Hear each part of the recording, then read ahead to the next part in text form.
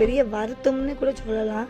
ஏன் எங்கள் CM Vijay sir வந்து ஒரு இரங்கல் கூட இன்னும் தெரிவிக்கலைன்னு தெரியலை. இல்லை இந்த கேஸை திசை மாத்துறாங்கிற ஒரு பயம் தான் எனக்கு இருக்கு. அவர் இறங்கி நான் இருக்கேன்னு ஒரு வார்த்தை சொல்லலை. அவங்களை காப்பாற்ற பார்ப்பாங்களா, அவங்களுடைய இதை காப்பாற்ற போறாங்களான்னு தெரியலை. கடைசியில் இது லாக்அப்ல கைதிகளால் நடந்ததுன்னு சொல்லி கேஸ் மாத்திடுவாங்களோங்கிற ஒரு பயம் என் மனசுல இருந்துகிட்டே இருக்கு. அதே மாதிரி வேலை விஷயத்துக்கு எனக்கு அங்கீகாரமான ஒரு அறிவிப்பு வேணும்ல. சிஎம் சார்ட்டு இருந்து கிடைச்சுன்னா அவளுக்கு எப்போ வேணாலும் வேலை நிரந்தரம்னு இருந்துன்னா எனக்கு நிம்மதி இருக்கும் இல்லையா. இல்லை 3 மாசம் பார்த்துட்டு வேகன்சி வந்ததுக்கு அப்புறம் வாமன்னு அனுப்பிட்டா நாங்க வாழ்வாதாரத்துக்கு என்ன பண்ணுவோம்? உங்களுடைய கோரிக்கைகளை கலெக்டர் சார்ட்ட சொல்றோம். அவங்க வந்து ஏத்துக்கிட்டாங்களா ஏத்துக்கிட்டலையா அப்படிங்கறத நம்ம பேசிக்கிட்டு அடுத்த கட்டமா நம்ம என்ன செய்யணும் அப்படிங்கறத வந்து யோசிப்போம். என்ன முடிவு எடுத்தாலும் யோசிச்சு நல்லபடியா எடுங்க. பார்த்து பேசியிருக்காங்க. அவங்களோட தரப்பு கோரிக்கை சொல்லியிருக்காங்கல்ல, சொல்லி அதில் நீங்க வந்துட்டு கலந்து ஆலோசித்து சொல்றேன்னு சொல்லிருக்கீங்க. இது உங்க முடிவாக இருக்கணும். கடைசி நீங்க இப்ப என்ன முடிவு எடுத்து அரசாங்கத்துக்கு என்ன சொல்ல போறீங்க அதை மட்டும் நீங்க சொல்லுங்க. தம்பியை பத்தி எடுக்கிறத பத்தி நாங்க இன்னும் முடிவு பண்ணல. ஒரு நிமிஷம் ஐயோ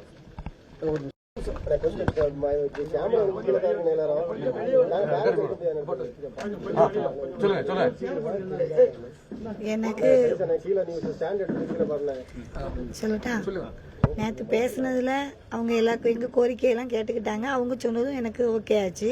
ஆனால் தம்பியை வாங்குறத பற்றி நான் முடிவு எடுக்கலை. எனக்கு அந்த போஸ்ட்மார்ட்டம் ரிப்போர்ட்லாம் சரியான இது இல்லை. சிசிடிவி ஃபுட்டேஜ் கேட்டேன்.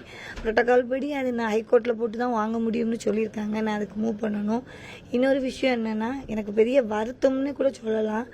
ஏன் எங்கள் சிஎம் விஜய் சார் வந்து ஒரு இரங்கல் கூட இன்னும் தெரிவிக்கலைன்னு தெரியலை.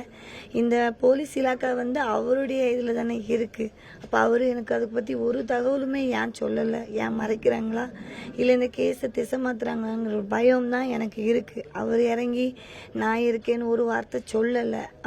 அவங்களை காப்பாற்ற பார்ப்பாங்களா, அவங்களுடைய இதை காப்பாற்ற போகிறாங்களான்னு தெரியலை. கடைசியில் இது லாக்அப்பில் கைதிகளால் நடந்ததுன்னு சொல்லி கேஸ் மாற்றிடுவாங்களோங்கிற ஒரு பயம் என் மனசில் இருந்துக்கிட்டே இருக்குது.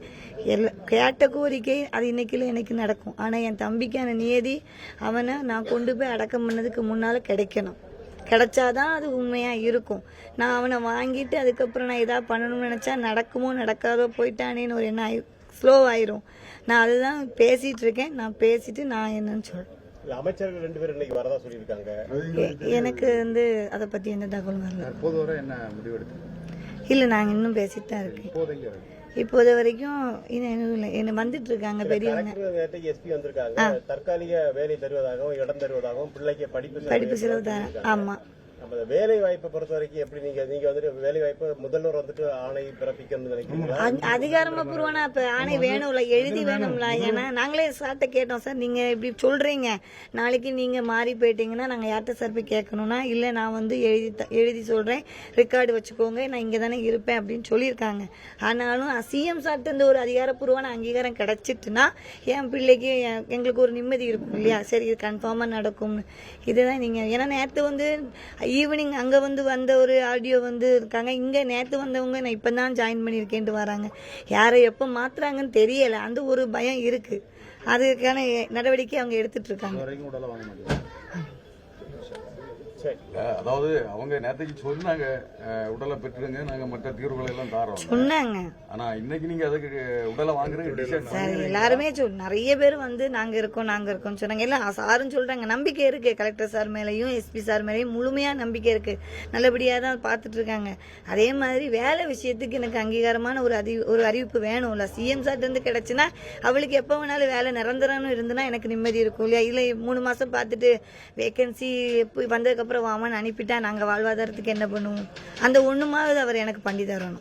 அப்ப சிஎம் அறிக்கை வந்தா நீங்க உடனே வாங்கிடலாம். தமிழ்நாடு வணிகர் சங்கங்களின் பேரமைப்பு கன்னியாகுமரி கிழக்கு மாவட்டம் சார்பாக ஒரு சிறு வணிகர் இறந்து போனதை வன்மையா வந்து கண்டிக்கிறோம். அந்த வணிகர் இறந்து போனது வெளியில இல்ல, ஜெயில வச்சு செத்துருக்கிறாங்க. அந்த இறந்து போன வணிகரை நம்பிதான் இன்னைக்கு இந்த குடும்பம் வந்து வாழ்ந்துகிட்டு இருக்கிறாங்க. அந்த ஒரு வணிகரை இன்னைக்கு வந்து சிறையில் அடைக்கல அப்படின்னா இன்னைக்கு 100% அவர் வந்து உயிரோடு இருந்திருப்பாரு. இதை வந்து நாங்க வந்து ஜெயிலில் வச்சு இறந்து போனதை வன்மையா கண்டிக்கிறோம். ஜெயிலில் காவலர்களோடு சேர்ந்து கைதிகளும் சேர்ந்து அடிச்சிருக்கிறாங்க.